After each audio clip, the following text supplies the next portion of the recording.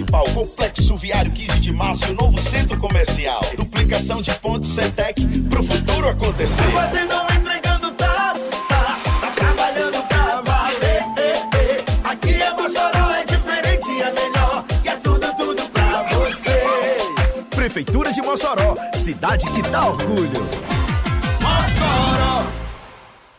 Tem surpresa esperando você nesse domingo, Mossoró, Seridói, Alto Oeste. São 100 mil no sorteio de Páscoa do Natal Cap e muito mais. Confere só. 5 mil no primeiro, 10 mil no segundo e 15 mil reais no terceiro sorteio. 100 mil reais no quarto sorteio. 30 giros da sorte de R$1.000 cada e mais um giro extra de 5 mil reais. Garanta já o seu título por apenas R$10. O próximo sorteio é domingo, dia 5 às 9 horas. Ao vivo nas TVs Ponta Negra, Tropical Band, TCM, toda a rede Natal Cap. Quer ganhar? Compre já. Confira o regulamento e condições gerais no site natalcap.com.br. Ao adquirir o Natal Cap, você ajuda o Hospital Infantil Varela Santiago, cedendo o direito de resgate. Título emitido pela Cover Capitalização. Que o serviço de oncologia do Wilson Rosado é um dos melhores da região, muita gente sabe. O que talvez você não saiba é que o hospital também atende pelo SUS. Isso garante que mais pessoas tenham acesso a um serviço de excelência em oncologia, com profissionais qualificados e uma estrutura de alto nível. Hospital Wilson Rosado, Centro Mossoró, fone 3318-9000. Você já sentiu aquelas dores musculares irritantes que atrapalham o seu dia? Apresentamos Rematroz Gel Ultra Forte. Rematroz tem fórmula avançada que penetra profundamente, proporcionando alívio imediato. É a base de ervas e óleos essenciais do mais alto padrão de qualidade.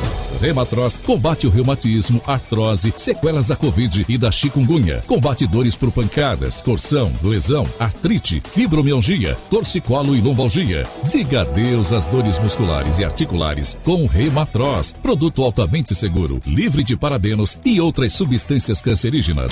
Rematroz Gel Ultra Forte. Peça na farmácia e loja de produtos naturais. A nossa clínica evoluiu porque sua saúde não pode esperar.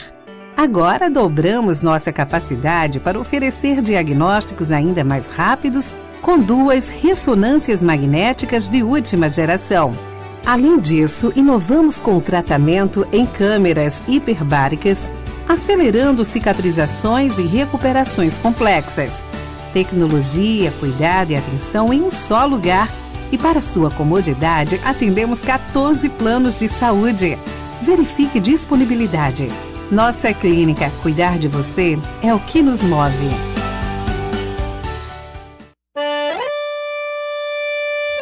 Ei, psiu. Você aí, já pensou em trocar chocolate por uma viagem para Gramado? No Supermercado Queiroz isso é possível. Chegou a Páscoa dos Sonhos com a Lacta. A cada R$100 em compras, você ganha um número da sorte e comprando produtos Lacta ganha números extra. Corra agora para o Supermercado Queiroz. Participe e transforme sua Páscoa em um sonho. Supermercado Queiroz. Seu sonho começa aqui. Vem com a gente. Ação comercial te deixa muito mais contente. Porque aqui você encontra tudo o que você precisa com melhor atendimento, maior variedade. Elétrico, hidráulico, lustres, luminárias, garantia de quem mais ilumina a cidade. Vem com a gente. Ação comercial te deixa muito mais contente. Sol Comercial, Avenida Alberto Maranhão. Telefone 3316-2800. Vem com a gente. Ação comercial te deixa muito mais contente. Sol Comercial. ZYJ 598 10 kW 1170 kHz. Difusora Mossoró, a fala do povo. Difusora, não há distância que nos separe. Difusora,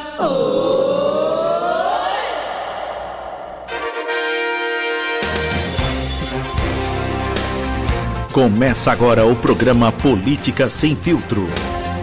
A análise, a leitura dos cenários, as projeções. Fique por dentro de tudo que acontece na política do Rio Grande do Norte e do Brasil. Política Sem Filtro. Apresentação Neto Queiroz e Gessé Rebouças.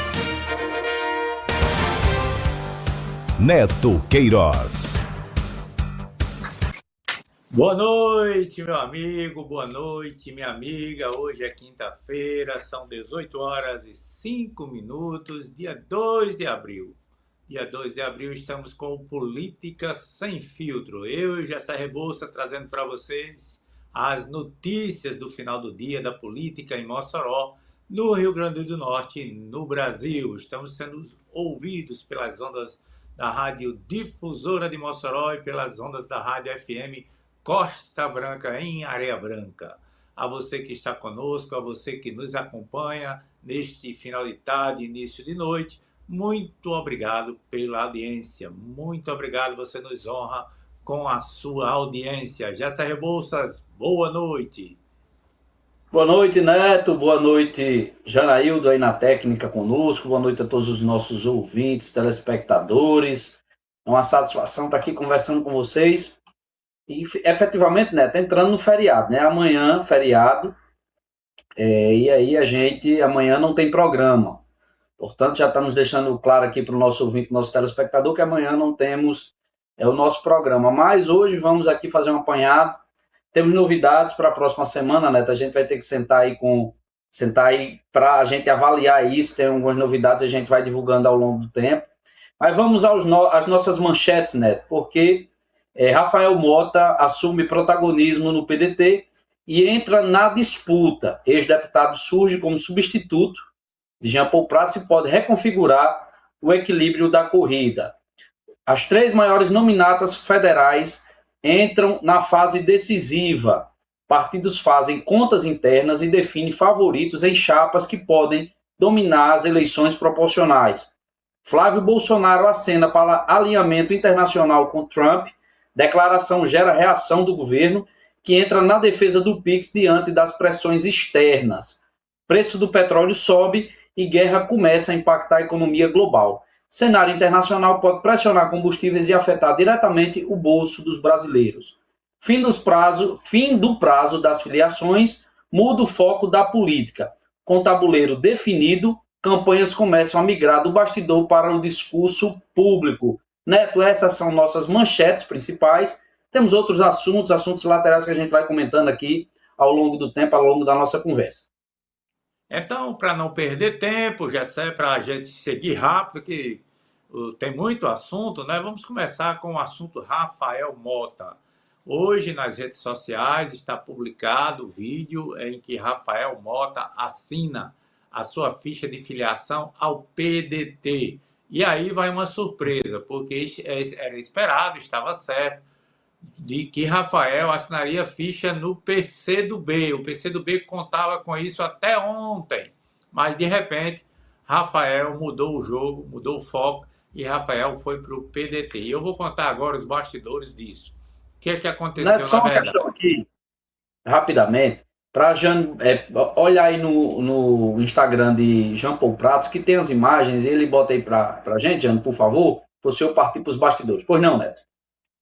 Pois é, tem as imagens, realmente, Rafael assinando a ficha. Houve uma surpresa, porque o entendimento de Rafael, ele próprio sinalizou com isso. Essa semana mesmo, início da semana, Rafael chegou a declarar para algumas pessoas que o seu destino, a sua ideia mesmo era assinar a ficha de filiação ao PCdoB, apresentar o nome dele para deputado federal, fazendo parte da nominata federal da Federação Brasil da Esperança, que envolve o PT, o PCdoB e o PV.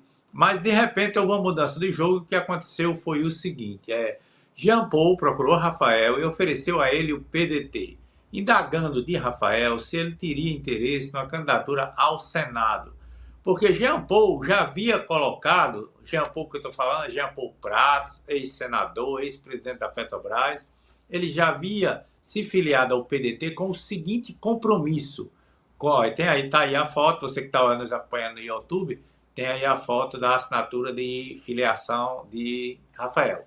Então, o compromisso de Jean Paul era de ser candidato ao Senado. O PDT disse a ele, a presidência nacional do PDT disse a ele, olha, nós queremos um candidato ao Senado porque nós precisamos atingir certas cotas de votação. Então, queremos um candidato ao Senado e você poderá ser o candidato ao Senado para fazer dobradinha, tal, tal e tal. Jean Paul havia colocado para o PDT que a melhor opção para ele era ser o primeiro suplente de Fátima Bezerra ao Senado, porque havia uma grande probabilidade de Fátima Bezerra depois ser aproveitada, se eleita, depois, mesmo que eleita, fosse aproveitada no ministério de Lula, assumindo o ministério, assim como aconteceu nessa gestão de Lula atual, com vários senadores, Flávio Dino, Jacques Wagner, vários senadores que foram aproveitados no primeiro time de Lula e se afastaram do Senado.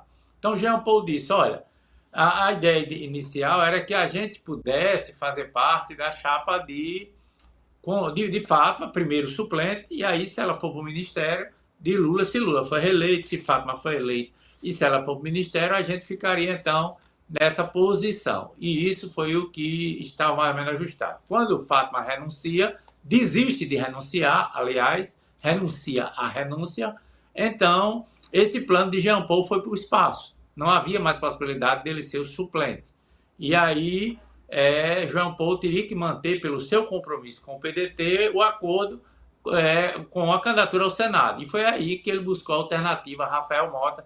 Jean Paul não parece ter muito interesse nessa candidatura ao Senado. Ele sabe que é uma candidatura difícil.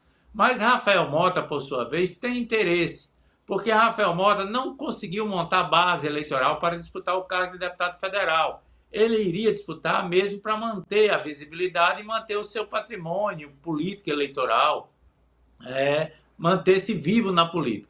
E uma disputa ao Senado, para ele, é bem melhor do que disputar a federal, porque além de ter a ajuda do partido para isso, para essa candidatura, é uma disputa majoritária. Na última eleição ele teve mais de 300 mil votos para o Senado, foi o responsável direto por Rogério Marinho ter sido eleito senador, porque ele tirou e dividiu votos na esquerda com Carlos Eduardo, e então Rafael achou uma ótima ideia, e isso também resolve problema para o PT, porque o PT estava vendo as pesquisas com Samanda com desempenho muito fraco, e isso fez com que o PT ficasse preocupado, porque os votos de Fátima, conforme as pesquisas estavam dizendo, estavam indo todos para Zenaide. Então, com a candidatura de Rafael alinhado com a esquerda e com o governo, pode ser que o perfil de Rafael mantenha, junto com Samanda, fazendo a dobradinha, muitos desses votos que iriam para Zenaide no espectro da esquerda. Então, Gessé, foi um arranjo de última hora que acabou resolvendo o problema de Jean Paul, o problema do PT e o problema do próprio Rafael. Neto, tem algumas questões que a gente pode aqui levar a efeito. A primeira delas é que a candidatura de Rafael pode atrapalhar a candidatura, na verdade, de Samanda, à medida, Neto, em que ela não cresce eleitoralmente. Eu tenho muita clareza que Samanda é uma pessoa identificada com o ideário do PT, é uma política que tem boa desenvoltura. Eu enxergo as qualidades de Samanda, mas ela, Neto, nessa conjuntura aí, ela está muito aquém do que é exigido para o cargo que ela está disputando. Eu tenho essa clareza em relação a Samanda. E Rafael, como ele tem um perfil ideológico menos radicalizado, ele já foi deputado federal, é de uma família, né, tradicionalíssima na política do Estado. O pai dele, Ricardo Mota, foi deputado por inúmeros mandatos, teve ampla ascendência na Assembleia Legislativa do Estado do Rio Grande do Norte. E o perfil de Rafael, Neto, pode levar a esvaziar ainda mais o capital de Samanda. Eu não sei se quem vota em Zenaide, Neto, fica muito inclinado a votar em Stevenson. Mas o que eu posso dizer a você, ao senhor com certeza, é que isso é como uma força gravitacional, essa questão da intenção de voto. Quanto maior a força demonstrada, maior a atração de voto. Há um ciclo aí nisso. E como Samanda está apenas com o pneu rodando, mas não está saindo do canto, né? É como se o carro tivesse atolado e não ganhasse tração, a candidatura de Rafael pode gerar um revés ainda maior para ela. Isso é uma possibilidade diante do cenário que aí está posto, já que ela não está, Neto, ganhando tração. Acho que ela vai ter que mudar drasticamente a estratégia para que isso aconteça. Não sei se há mais tempo para isso acontecer efetivamente, porque as bases de Fátima não vão ficar com Samanda, sua grande maioria não vão ficar com Samanda. Essa informação a gente já está obtendo, que gente está migrando aí. Você tem uma ideia, né? Teve uma camarada, uma prefeita de uma região aí, que estava com Fátima e ela migrou para Stevenson. Eu peguei essa informação. Estava com Fátima e foi para Stevenson. E está fechado. Entendeu? Então não sei se vai dar mais tempo. O nome de Rafael resolve um problema da segunda vaga no Senado para o PT, mas pode, na verdade, servir como um tiro pela culatra de Samanda, já que ela está tendo dificuldade de emplacar sua candidatura. Exatamente, exatamente. Então, Rafael foi uma surpresa de última hora nesses arranjos, porque se esperava ele no PCdoB, e sai da nominata do PT, da Federação Brasil da Esperança, né? Porque ele era um nome lá presente naquela nominata de 9 nomes para deputado federal, daqui a pouco a gente vai ver, e abre uma vaga lá. Então você já tem 2 vagas que se abriram lá. Samanda foi para o Senado e Rafael desistiu do PCdoB para disputar o Senado também. Então são 2 vagas que abriram na nominata da federação. Vamos já ver sobre isso, é outro assunto da nossa pauta, mas só para concluir o assunto Rafael, eu penso o seguinte, que Rafael acabou de fato sendo uma solução interessante para o PT, para o PDT, para Jean Paul e para todo mundo, e para ele próprio.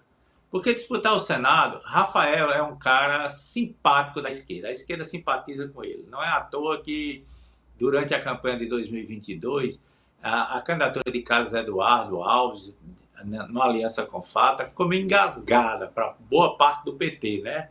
Durante um certo tempo, houve muita resistência de Natália, por exemplo, não queria votar em Carlos Eduardo. E Rafael foi lá com aquele cachorro que é o da mudança, mas não abandonou o rumo. Ela teve dificuldade de votar e não votou em Carlos. Pois é, ela externou essa situação, né? Ela externou isso. Então, aí Rafael chega agora. Qual é o problema de Samanda? Samanda não decolou. Samanda, na pesquisa com 5 nomes ao Senado, Coronel Hélio, com Stevenson, com Samanda, com Zenaide e com Jean Paul, ela ficou em 5º. E se entrar aí o Carlos Eduardo Alves na chapa para fazer dobradinha com o Zenaide, ela vai ficar em 6º. E se o Rafael entrar, ela vai ficar em 7º. Quer dizer, é um nome... a conjuntura não favorece Samanda numa disputa do Senado. Ficou com a impressão de uma chapa B. E aí, eu acho que Rafael é uma incógnita. Qual será o tamanho de Rafael nas pesquisas que virão? Se de fato a dobradinha vai ser Samanda e Rafael, eu penso que nessa dobradinha de esquerda, Rafael tende a pular na frente. E não sei se vai conseguir, mas também poderá ser depois um concorrente com o Zenaide. Mas eu só enxergo o Rafael pulando na frente de Samanda, tomando os votos de Samanda. Eu não enxergo o Rafael pulando na frente, tomando os votos de Zenaide, não. Sabe por quê, né? Porque há uma conjunção de forças aí. Recuperando os votos de Fátima. Mas né, tem uma questão interessante aí, porque são 2 votos para o Senado. São 2 votos. Então, eu estou afirmando aqui que a estratégia Rafael pode servir, Neto, na verdade, como revés Samanda. Isso é o que eu estou dizendo aqui, porque isso aconteceu. Claro que lá na eleição passada, na eleição geral passada, era uma vaga apenas. Só que ele dividiu o voto, foi do campo situacionista. Não foi o outro campo. E Zenaide tem uma dupla, mas ela também, Neto, está no bojo de uma aliança tradicionalíssima, que é justamente com lideranças políticas de regiões ermo aí do nosso estado, por exemplo, Pau dos Ferros, aqui em Mossoró, enfim. O estado inteiro tem essas alianças aí com Zenaide.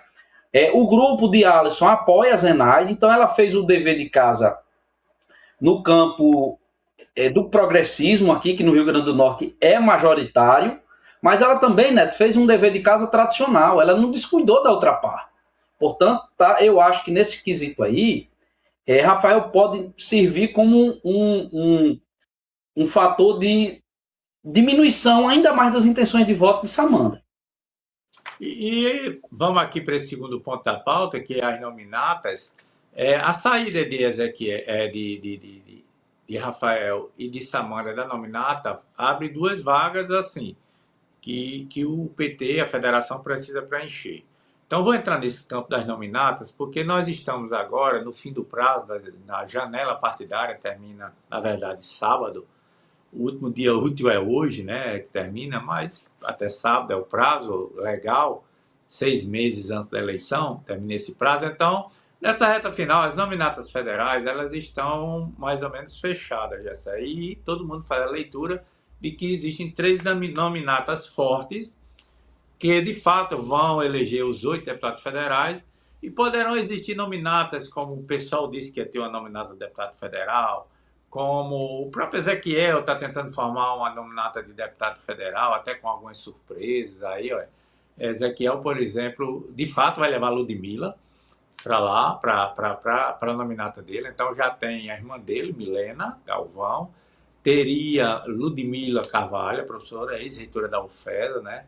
Tem uma possibilidade de levar Micarla Souza também, se fala nesse nome. Tem aqui de Mossoró, doutor Eider, veterinário, que vai também para essa nominata de Ezequiel. Então, estaria aí sendo fechada, mas eu não acho que seja nominata com condições de eleger ninguém, porque não tem ninguém puxando voto aí.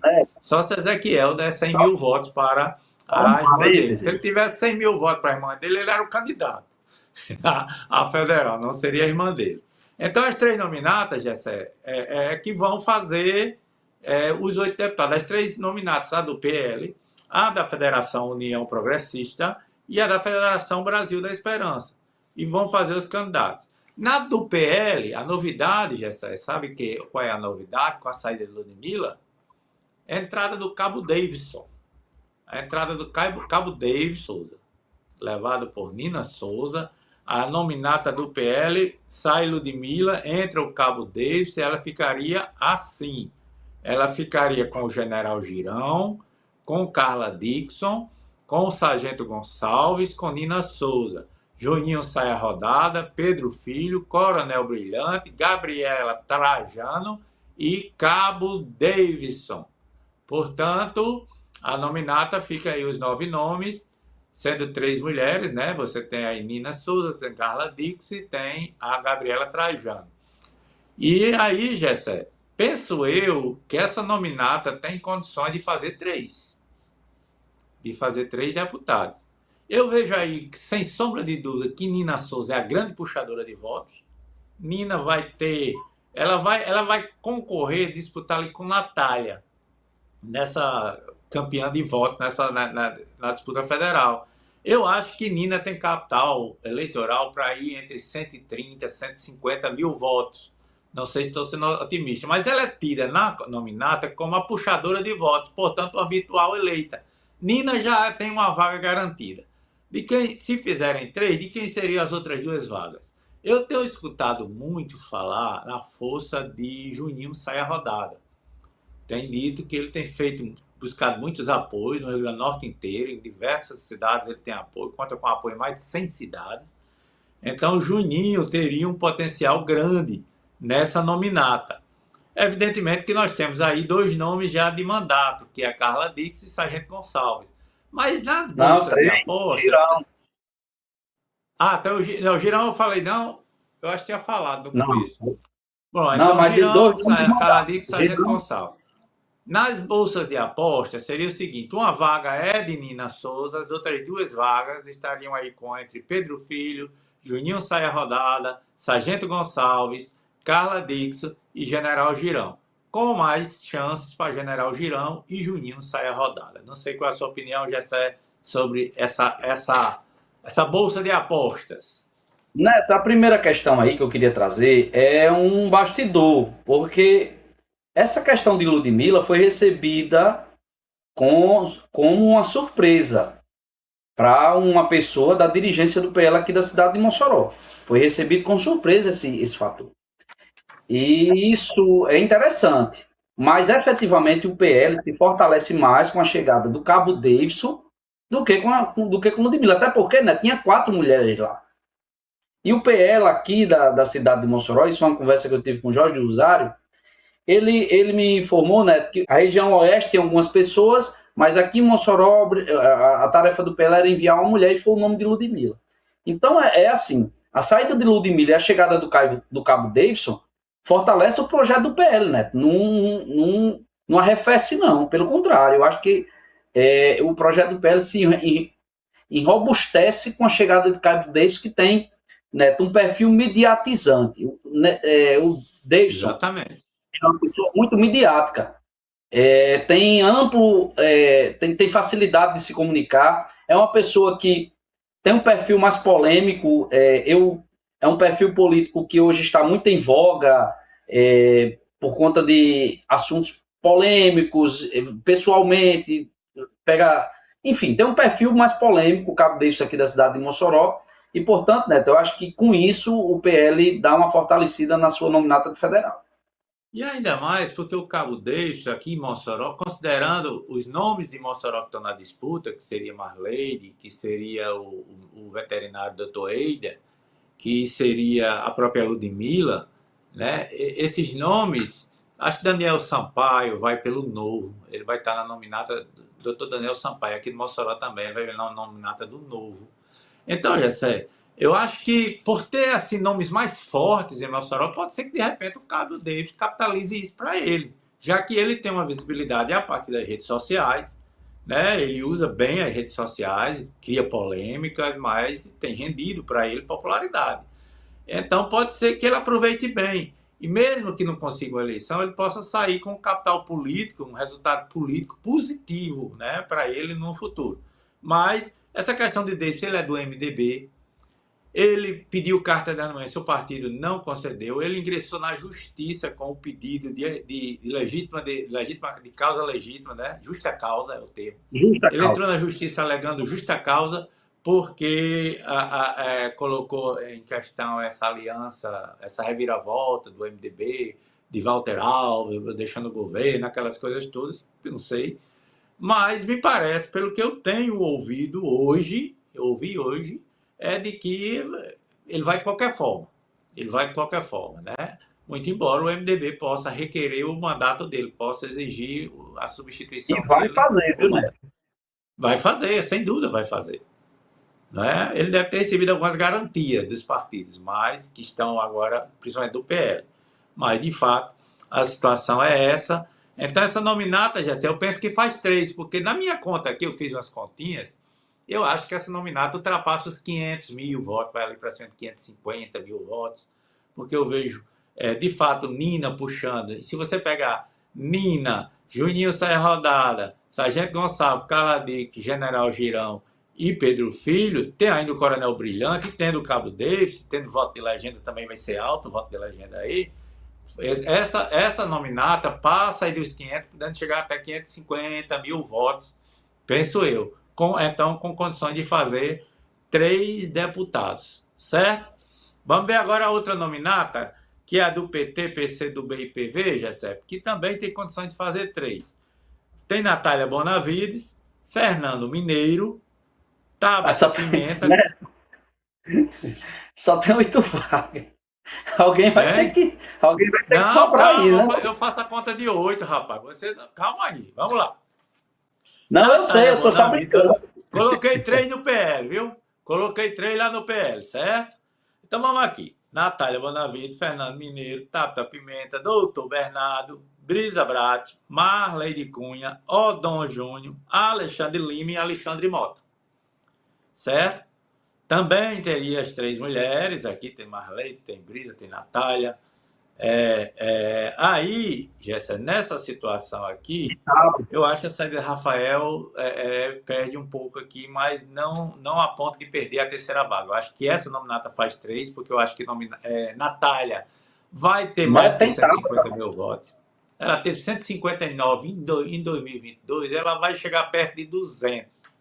Todo mundo diz que Natália vai chegar perto de 200 mil votos.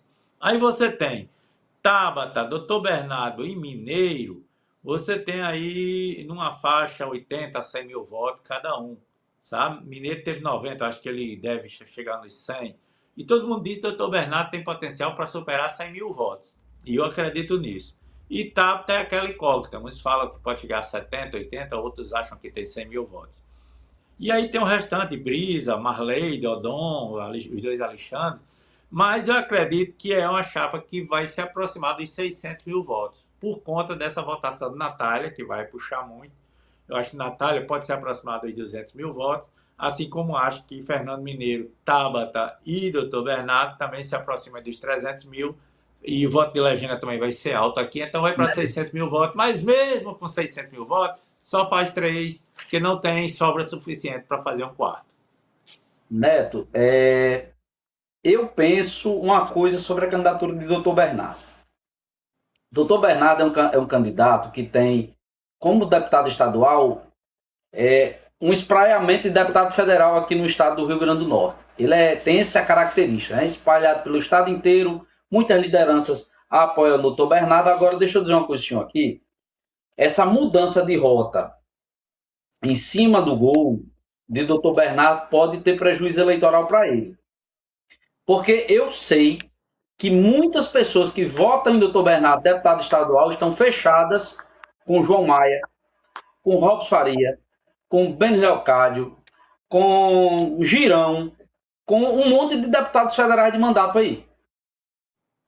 E eu acho difícil esses políticos que já estão fechados com outros deputados pré-candidatos a deputado federal, especialmente os deputados federais de mandato, deixarem de apoiar o seu deputado federal ou sua deputada federal para apoiar o doutor Bernardo nessa mudança que ele fez de cargo que ele pretende disputar.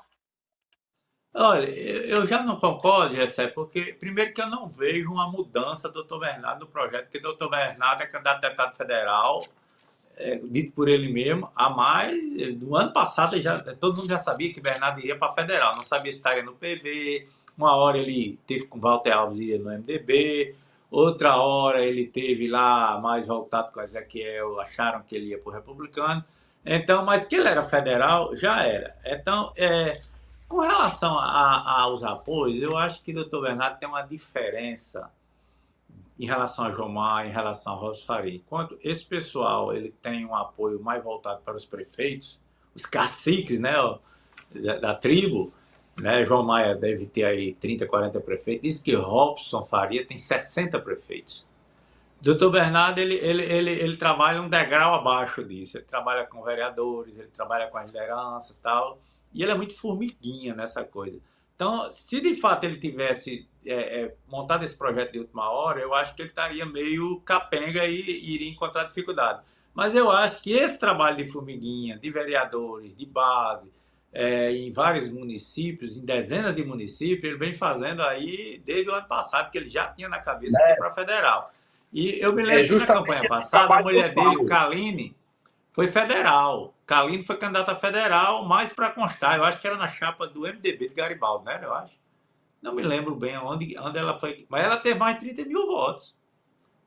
Só para fazer figura lá, né? E eu acho que Bernardo, com ele estando no jogo, ele tem. Tanto ele se elege, penso que ele se elege, viu? É meu palpite. E ele elege Kaline, deputado estadual também.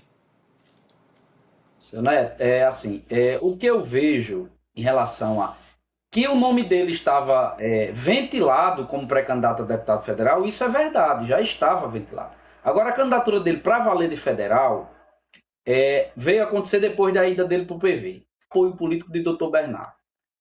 É o vereador, é um camarada da oposição. Esse é o perfil dos apoios do Dr. Bernardo. E ali na região dele, ele tem uma miríade de prefeituras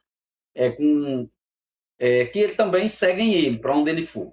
Pois bem, mas tem uma questão aí, seu Neto, que é o seguinte: mesmo esses apoios de vereadores, de líderes de oposição, eles são para deputado estadual. Eu conheço vários, conheço vários, eu posso listar aqui alguns para o senhor, que votavam em Dr. Bernardo para estadual, mas já estão com o federal fechado.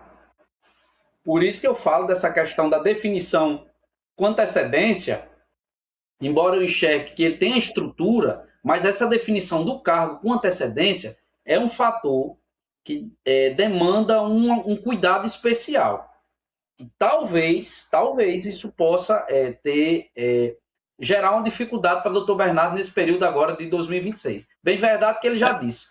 Eu não tenho medo de ninguém. Eu acho que ele pode ficar à frente de Mineiro, por exemplo. Mas eu acho que ele teria um potencial diante dessa dinâmica dele, se isso tivesse sido mais tivesse sido decidido com mais antecedência, um potencial maior. Eu vejo aqui nessa nominata, então, Natália como virtual eleita. Natália já está eleita. E como eu acho que vão fazer 3, porque eles têm potencial de 600 mil votos, eu acho que o segundo colocado é o doutor Bernardo e a terceira vaga fica entre Fernando Mineiro e Tabata Pimenta, disputando essa terceira vaga aí. Vamos então falar do União Brasil PP. União Brasil PP é a nominata federal, por enquanto, do conhecimento público, são 6 nomes. João Maia, Benes Leocádio, Kelpis Lima, Robson Faria, Leila Maia e Matheus Faustino. Evidentemente que eles ainda não anunciaram os restantes, nem tem que anunciar, mas tem que filiar. Anuncia na correção, mas essa nominata deve ter os 9 nomes, eu não tenho nenhuma dúvida que ela vai ter os 9 nomes. A dúvida que eu tenho é que se os outros 3 que serão agregados serão esteira, aí tem o porte da esteira média, esteira pequena, mas eu acho que serão a esteira pequena porque eles precisam de candidaturas femininas. Eles só têm Leila nesse momento, são 5 homens e uma mulher, então eles precisam de mais 2 mulheres, encontrar mais 2 mulheres, e a gente sabe que são candidaturas que são muito disputadas nesse momento. Todo mundo quer candidatura feminina para completar suas chapas por conta da obrigação legal. Nesse aí, Gessa, eu calculo... Pois não. Tem uma questão que para mim é importante. É o nome de Mossoró nessa nominata. Não vai ter. Aquela ideia morreu. Aquela de Alisson colocar alguém, quando eles conseguiram segurar Benes e Kelps, eles abriram mão disso. Tanto é que a Alisson já dividiu o legado, já dividiu a herança. Então, os vereadores ligados a Alisson já foram distribuídos, cada um levou 3, viu? Cada um levou 3. Por exemplo, eu vi uma foto ontem de Robson, os 3 vereadores de Robson é Raério, Caio e Tony Cabelo. Então, tem 3 vereadores também que vão ficar com João Maia, tem 3 vereadores de Alisson que vão ficar com Benes, e tem 3 que vão ficar com Kelps. Cada um ficou com 3. Aí os outros, aí um outro vai para Matheus Faustino, foi distribuído. Então não vai ter esse candidato de Alisson, deputado federal em Mossoró, porque o pessoal achou que a melhor estratégia era ratear, fazer o rateio dos votos que Alisson pode dar em Mossoró, dividido por todo mundo. Então Alisson já fez essa divisão e cada vereador já tem a quem apoiar. O que eu penso aqui é que o puxador de votos nessa nominata deve ser João Maia mesmo. Porque João Maia tem consciência de uma coisa. Ele disse, eu tive 104 mil votos. Se eu não tiver 150, posso ficar na suplência. Certo? Mas eu digo que João Maia pode ter aí entre 120 e 130 mil votos. E penso que igual e com o mesmo tamanho que ele, vem Robson Farias. É o segundo, ou então igual a João Maia, de força eleitoral, por conta desses 60 prefeitos que o Robson tem. Se cada prefeito der 2 mil votos, ele já tem aí 120, certo? E aí, no caso de Robson Faria e de João Maia, eu penso que eles dois têm mais chance, porque aqui eu só vejo 2 vagas. Por que eu só vejo 2 vagas? Porque a soma, se João tiver 120, 130, Robson tiver 120, 130, Benes Leocádio tiver um pouco acima de 100 e Kelps tiver um pouco acima de 100, eles vão chegar com a esteira, com o restante, a 450, na melhor das hipóteses, chega a 500 mil votos. Então, eles ficam, como eu estou dizendo a você, que a do PL chega de 500 a 550, a do PT de 550 a 600, então pense que o PT e o PL vão fazer 3 cada um, porque essa vantagem do PT não vai permitir ele fazer 4, e aí alguém vai ter que ficar com 2, porque são 3 nominatas. E eu acho que nesse momento a União Brasil fica com 2 e vê João Maia e Robson como fortes mais fortes aí para a reeleição e vejo Benes em risco e Kelps também em risco. O que é que você acha, Gessé?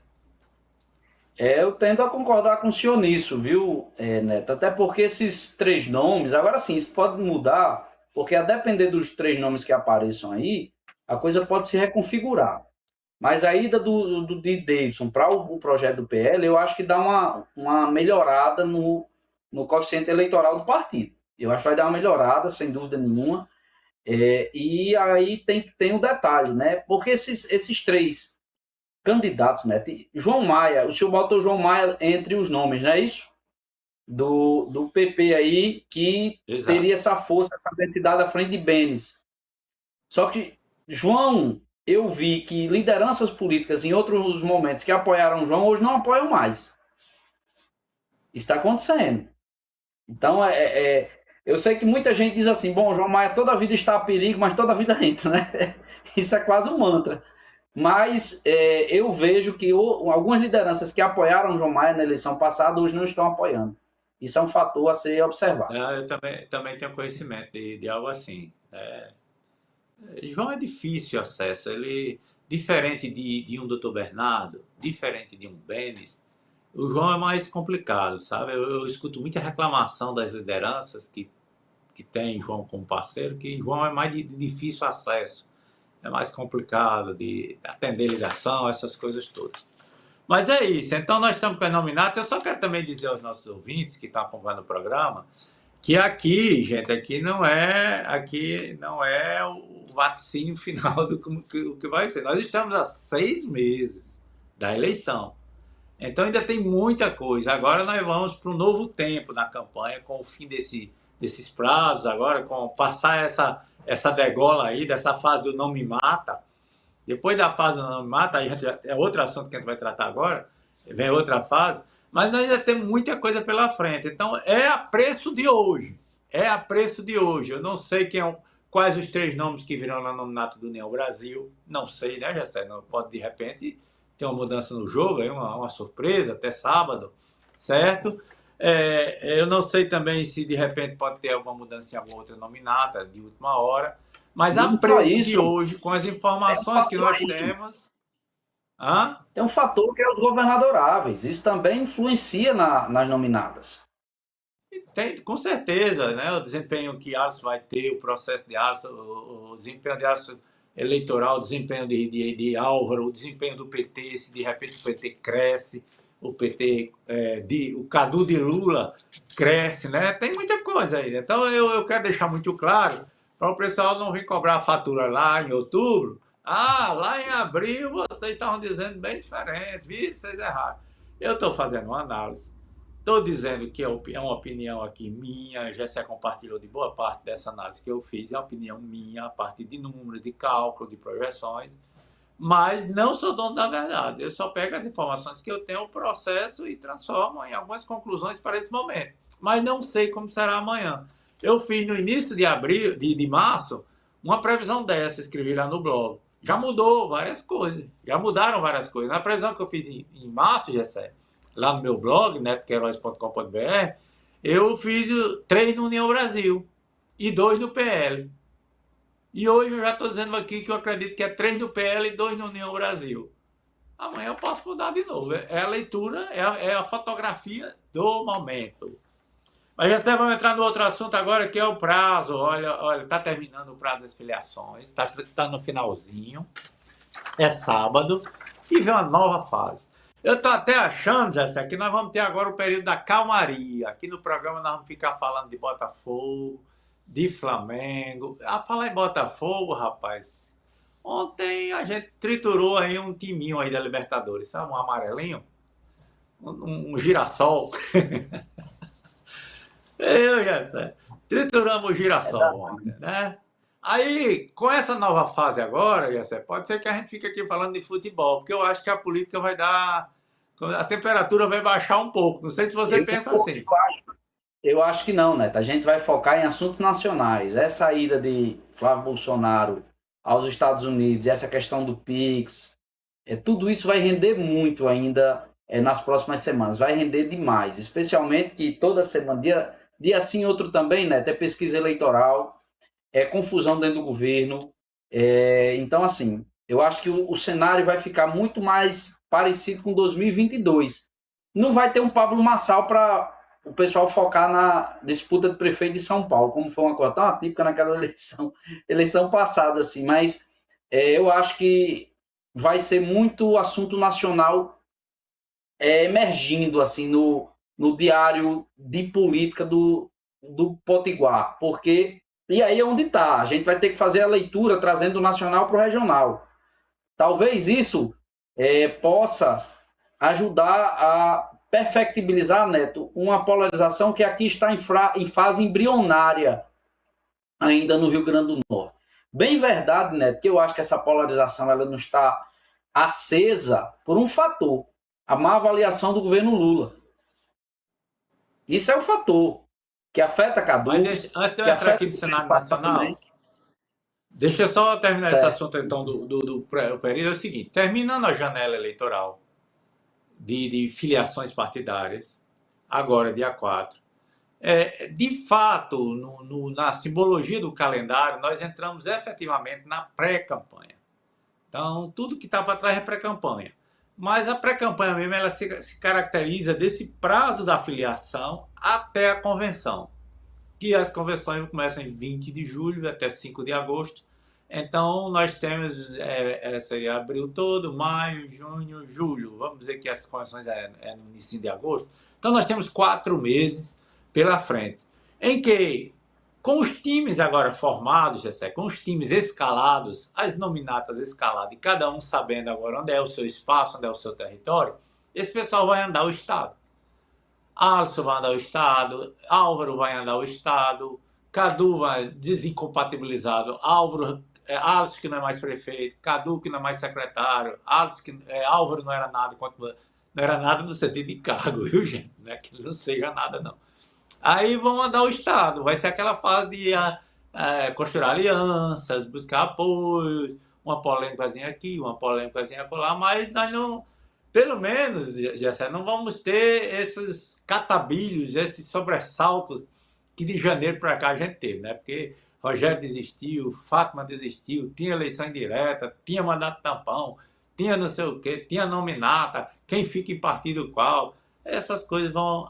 A poeira vai baixar, a pressão vai ficar mais tranquila, e isso nos permite agora entrar nesse outro assunto, Gessé, que é Flávio Bolsonaro ofereceu o Brasil, ajuda a Trump. Se Trump quiser contar com o Brasil... Porque é o seguinte, o que vai diminuir é a possibilidade de ficar nessa migração permanente. De um vai para o outro vai para o lado, outro vai para o outro. Mas o que eu estou vendo definitivamente nas campanhas aqui no Rio Grande do Norte são ataques direcionados. Hoje eu estava assistindo um vídeo de Álvaro Dias detonando a governadora. Eu vi um vídeo de Cadu detonando Álvaro. Então, eu acho que embora esse fluxo partidário diminua, o direcionamento dos ataques vão ser intensificados, né? Agora é bicuda na canela. Por aí. Mas aí a campanha, né? Agora é a hora de entender o discurso. Terminou o ajuste, terminou essa questão de ajustar o time, montar o elenco, agora é a hora de conteúdo. Conteúdo de campanha. E o conteúdo para alguns vai ser meter o bico na canela, passar rasteira e tudo vai. Mas voltando, agora entrando no cenário nacional, o que eu estou querendo dizer é o seguinte: Flávio Bolsonaro esteve nos Estados Unidos e lá, num discurso que ele fez num evento de direita mundial, ele disse, estou com todas as letras, sem fazer nenhum, para Donald Trump para resolver problemas americanos severos, como essa questão das terras raras, o Brasil está à disposição para resolver esses problemas, para ser parceiro dos Estados Unidos, naquilo que os Estados Unidos precisar, etc, etc e etc. E esse discurso de Flávio foi bastante polêmico, causou bastante polêmica aqui no Brasil, dizendo que Flávio vai ser um entreguista, que Flávio vai se ajoelhar diante de Donald Trump e vai fazer o que Donald Trump quiser. Vai ser um mambembe, né? Um boneco mambembe nas mãos de Donald Trump. E andando, surfando nessa onda, O Lula hoje veio com as falas dizendo que os Estados Unidos, de fato, querem atacar o PIX. Os Estados Unidos, dando Trump, achar horrível essa história do PIX e quer punir o Brasil por causa do PIX, né? Porque o PIX acaba afetando as grandes operadoras de cartão de crédito, que é por onde o fluxo desses pagamentos passava, que era pelo cartão de crédito, né? Ninguém hoje usa o cartão de crédito, faz no PIX. E as empresas de cartão de crédito, a maioria, as grandes empresas são americanas. E aí tá uma polêmica danada, viu, Gessé? De que se o Brasil, de fato, como é que deve se posicionar? Neto, assim, nem tanto ao mar, nem tanto à terra. O próprio Luiz Inácio Lula da Silva disse naquele momento que Trump não estava muito chegado com ele, que quando começou essa aproximação, Lula usou as terras raras como uma nota de troca também. Eu não vi ninguém taxando Lula de entreguista, não. Eu fiz uma crítica a Lula em relação a isso. Eu fiz. Porque eu acho que isso é estratégico. Estratégico. E a gente vai repetir uma velha prática que no Brasil é dantesca, né? Que é a prática de entregar nossos minérios brutos para o povo lá fora, entregar o produto acabado, com todos os derivados, com o valor agregado, e vender para a gente de volta em dólar. Eu acho isso uma coisa terrível.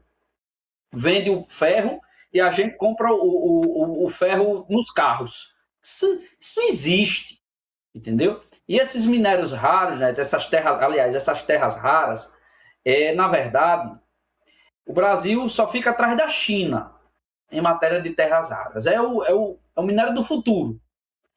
Então é preciso ter um olhar estratégico sobre isso. E naquela ocasião em que Lula se aproximou de Trump, uma das notas de troca dessa negociação foi justamente as terras raras, e eu não vi essa sanha do governo de taxar Lula de entreguista. Não vi. Agora, é bem verdade, Neto, assim, que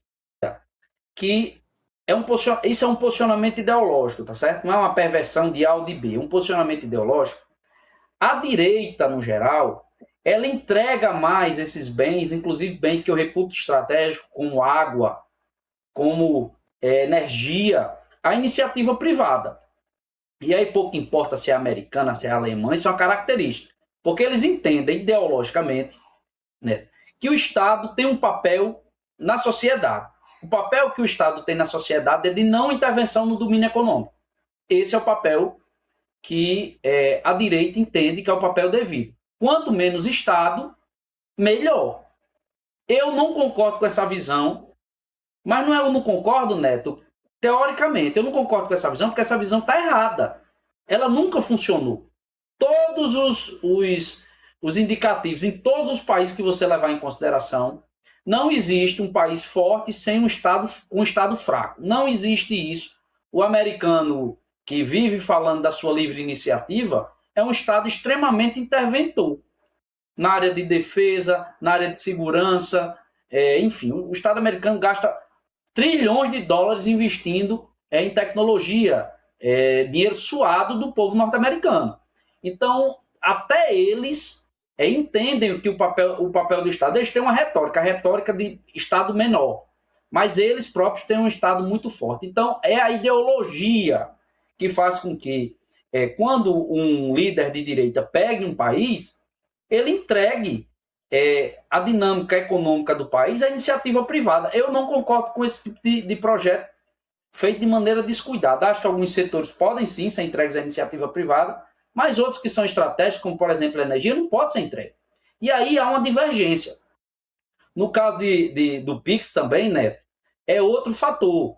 O governo norte-americano enxerga o PIX com maus olhos. Isso é um problema brasileiro, isso não é um problema americano. E aí a gente tem que ter a dimensão do seguinte: a gente não pode entregar nossa soberania para outros países decidirem de acordo com suas conveniências. Quem determina as conveniências do povo brasileiro é o próprio povo brasileiro através de seus representantes. E aí é realmente complicado você ter uma pessoa que vai para um congresso lá fora, americano, eu identifico as qualidades de Flávio Bolsonaro, mas ele vai lá e diz besteiras. E ele, com o potencial eleitoral que tem, Neto, é isso que eu sempre digo assim, ele com potencial aí vai e escorrega. entrega um discurso pronto a uma situação que sabe usar esse discurso. E aí, o cenário que Bolsonaro e seus filhos cometem. Neto, o camisa 10 de Lula se chama Eduardo Bolsonaro. Ele deu uma entrevista à CNN ontem, dizendo que as eleições no Brasil iam ser fraudadas. De novo. É a mesma coisa, esse povo não muda nem um disco. E aí entrega discursos prontos. Eles não sabem, né? O próprio Flávio Bolsonaro, lá no discurso que ele fez lá, ele também disse o seguinte: se deixar a gente auditar as urnas e tal, se não for roubado, a gente ganha. Agora, se a gente perder é porque foi roubado. Basicamente foi isso aí. Entende? Então, eu me lembro que o governo Lula estava imerso numa malese gigantesca. E eles, Neto, foram a favor da taxação dos produtos brasileiros. Isso existe. E aí, o governo Lula começou a experimentar índices positivos a partir de um posicionamento pouco inteligente dessa oposição. Ou não foi assim? Não foi exatamente desse jeito que aconteceu? Ou eu estou enganado? Não, estou certo. Lula estava experimentando os índices mais baixos de aprovação desde o início do governo. Aí vai Flávio Bolsonaro, Eduardo Bolsonaro, o filho de Bolsonaro, vai lá para fora, busca sanção contra os Brasileiros, punindo a indústria e o emprego no Brasil, para atender finalidades egoístas do ponto de vista humano. E foi isso. Entregou um discurso pronto. Vai entregar outro ao governo Lula, que vai saber usar isso com maestria. E outra, já é a entrega do discurso, a questão ideológica que movimenta o processo eleitoral brasileiro, e aí vai Flávio Bolsonaro lá e faz um discurso: olha, Trump, nós estamos à sua disposição, use para o que quiser. E aí o PT monta discurso em cima disso, vai para cima, e isso nos leva agora também a esse último ponto da pauta, que é a questão da guerra, que a guerra começa a afetar a economia, né? Era até nas primeiras semanas, era aquela perspectiva, onde vai essa guerra, qual a consequência disso, e a gente achou que em poucas semanas as coisas estariam resolvidas e a economia mundial não seria abalada. Só que agora as coisas começam a mexer com as economias de todos os países do mundo. Quase ninguém está imune agora aos efeitos da guerra. Você vê que no Brasil hoje amanhecemos com a notícia que o querosene de aviação estava aumentando, olha aí, 55%. 55%. E a ponto de as empresas dizerem que o querosene de aviação, que compunha cerca de menos de 1/3 do custo operacional das empresas no total, vai subir de repente para representar quase 50% do custo operacional, o que, evidentemente, não só no Brasil, isso para o mundo inteiro, vai tornar inviável, vai criar um problema grande. E isso encadeia, né, Jessé? Isso é encadeia, porque o preço do barril do petróleo, e ainda mais quando o Trump hoje fez alguns anúncios e de repente o preço do petróleo já começou a subir de novo. Tem dois motivos que fazem o preço do petróleo subir. Lá na guerra, quando eles atingem um alvo bem estratégico, bem importante, e outro é quando o Trump abre a boca. Quando ele abre a boca, aí o preço do petróleo sobe do outro dia. É melhor ele não abrir a boca. Hoje ele fez um pronunciamento e se vangloriando que tinha destruído, Jessé, uma das mais importantes pontes lá no Irã. Eu fico danado quando eu vejo esses caras destruindo a infraestrutura dos países. Cara, aquele gasoduto lá na Rússia, lá da Ucrânia para a Alemanha, os caras destruíram o gasoduto. Quantos anos de investimento para fazer aquele gasoduto que levava o gás pelo fundo do mar? Aí agora, o Irã hoje estava atacando um data center da Oracle, entendeu? Uma base, uma estrutura, uma empresa de tecnologia. Que prejuízo, rapaz, quando você pipoca um míssil lá. Antigamente, as guerras era os soldados atirando nos outros soldados para ver quem matava mais, e quando matasse o outro time todinho, ganhava a guerra. Agora ninguém mira mais nisso, não. O cara mira lá na indústria, o cara mira lá na usina petrolífera, o cara mira lá na usina de aço, o cara mira nos pontos. Eu tô atônito com essa situação e as consequências disso, porque está chegando no bolso de todo mundo e vai influenciar muito as eleições no Brasil, Porque, de novo, é a questão ideológica, né? A turma que está a favor do Trump e a turma que está a favor do governo e é contra o Trump. Pode afetar, Neto, no outro aspecto. Não é nem ideológico, é no bolso. E aí isso pode gerar para o governo mais um problema. Porque quando a sensação de inflação aumenta, o povo coloca isso na conta do governo, não coloca na conta da oposição. Exatamente. O governo, embora o governo não tenha muita culpa com essa relação a esses preços decorrentes dessa questão da guerra e do petróleo, mas o governo não consegue se livrar, não. O pessoal só quer saber que vai lá no supermercado, e lá no supermercado o preço da carne, que da picanha não está lá naquele prometido, que o preço do leite ninho, o leite, qualquer leite que ele vai comprar subiu. E é isso que vai contar no final das contas, é no bolso, e ninguém está ligando das bombas que estão pipocando lá no Irã, não. Pois é, já sei. 19 horas e 1 minuto. Vamos embora? Vamos embora, meu amigo Neto. Um abraço para o senhor. Tenham aí um ótimo feriado. Um abraço a todos os nossos ouvintes telespectadores. Um abraço para todos. Muito obrigado e até segunda, se Deus quiser.